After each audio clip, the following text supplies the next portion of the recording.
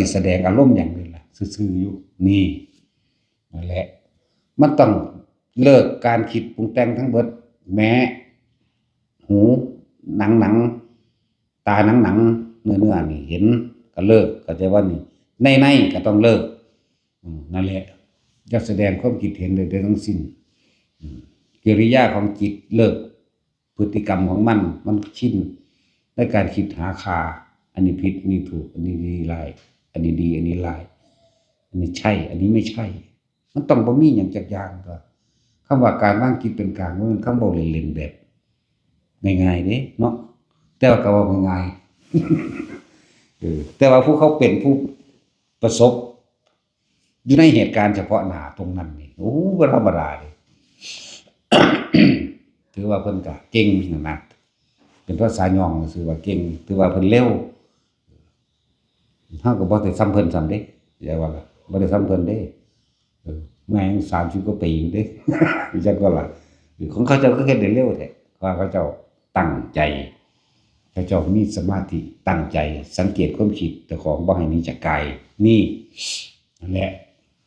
คนเฮาตั้งใจเฮานี่ตั้งใจเมตตากรุณามุตตาอุเบกขาเท่านั้นเด้แต่ว่าล่ะเฮาตั้งใจเฮ็ดตัวนี้สั่งสมสิ่งที่เป็นกุศลอีหยังซอยผู้ใดได้ก็ซอยเบิดบ่เคยอิจฉาไผอันใดควรอันใดบ่ควรก็เฮ็ดไปเฮาอยู่แค่บำเพ็ญพรหมวิหาร4เท่านั้นเด้บ่สู้เพิ่นดอกของเพิ่นนี่อิหยังกระทบกระทั่งเซยเฮากระทบบ่ได้เลยเตะปาก มาบ่ดีเตะปากเนาะมาไล่กูก็ปืนยิงนั่นเด้เนาะอังสันนะเฮาตัดสินผู้ใดก็สร้างแต่บ่มาบำเพ็ญกุศลสาธารณกุศลบ่ให้ความร่วมมือพอยิงก็ยิง จั่นเด้อันใดควรอันใดบ่ควรนำแม่งเด้เนาะเอาอีหลีเด้นี่เอาบ่มึงจังซี่ ผู้ใดว่ายิงกูยิงเอาเอง นั่นแหละของเพิ่นนั่นน่ะซื่อๆอยู่เด้ด่านั่นได้ก็ซื่อๆเด้บ่มีความผิดเด้หังด่าเนาะถ้ามันเป็นอีหยังอยากด่าหาคนบ่เข้าใจหยังเนาะบ่เข้าใจสั่งแมงแบบว่าเนาะมึงดีมึงมาเกิดหาแมงบ่แม่นบ่ซั่นอุตส่าห์เคารพนับถือคือว่าเด้ถ้ามันยากปานนั้นสิเคารพหาแมงบ่อุตส่าห์ มันมีอยู่เด้คนที่ว่าอุตส่าห์เคารพโอ้ยถ้ามันยากปานนั้นสินับถือหาแมงบ่เนาะสั่นเด้หลายๆอย่างบ่ซั่นสิว่าจิตที่ถูกโลกธรรมกระทบแล้วบ่หวั่นไหวเบิดแม่นบ่ล่ะถ้ามันบ่หวั่นไหวก็แล้วแต่สิเป็นใดตัวบ่แม่นคอขาดบาดตายไหมเนาะบ่แม่นไปดึงหนังหัวมาปาดคอนี่ล่ะนั่นซั่นแล้วหลายๆอย่างที่เฮาฝึกเข้ามานี่บ่ว่าสิการทรงชาติ1 2 3มันที่4 5 6 7 8ก็ช่างมันนั่นเป็นเรื่องอนาคตของมันบ่ว่าสิหาเครื่องละเล่นต่างๆความสนุกสนานสมาธิรักษาโรคการดึงเอาอาการปิติต่างๆมาใช้ประโยชน์ทางกายตนของผู้อื่นก็ได้หลายแบบหลายอย่างล้วนแล้วแต่เป็นกุศโลบายทุกคนสั่งสมสิ่งที่เป็นกุศลพุทธเจ้าทุกพระองค์ก็สอนอยู่แล้วแม่นบ่ล่ะให้พวกเฮาน่ะอย่าไปคิดถึงเนี่ยมันเป็นความร้อนและกังวลต่อตนเองเข้าใจว่าล่ะให้สั่งสมเฉพาะความสงบบ่กังวลบ่ร้อนในตนเองนั่นแหละภาษาบาลีว่าสัพพะปะปัสสะ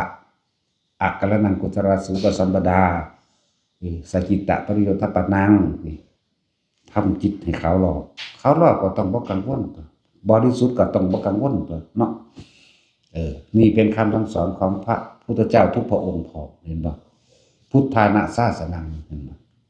จะเพิ่นก็ต่ออนุปวาโทอนุปคาโตปาติโมกเขจะสัมภโรมัตตัญจิตาปัตตสัมมิงตันตัญจะสารณะสังไอ้ที่อาจจะบอกเอตังบุตนาศาสนังนี่เป็นคำสั่งสอนทั้งนั้นใช่บ่ล่ะขันปีปรมังตโปติติขานิพพานังปรมังตติวัฏโยนะหิปปะจิโตปโรปติสมโนโหติปะรังนิเหตยันโตบ่ความอดทนเป็นตบะ อย่างยิ่งความอดทนเป็นเครื่องข่มใจเป็นเครื่องคัดใจใน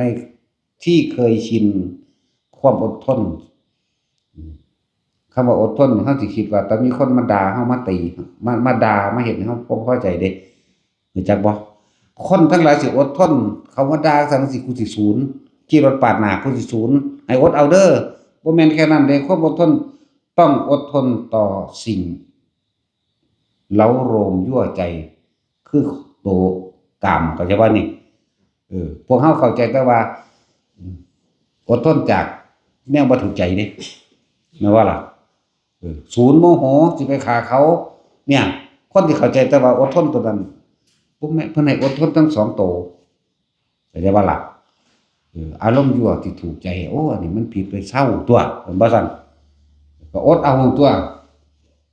อดเอาเด้อตาค่อนก็บ่อดเด้อทื่นแมงเด้อบ่ได้เกี่ยวกับเด้ผัวติดก็เอาเด้บ่ภาษาหยังกับลูกติดเนาะจังซี่ นั่นแหละให้เข้าใจ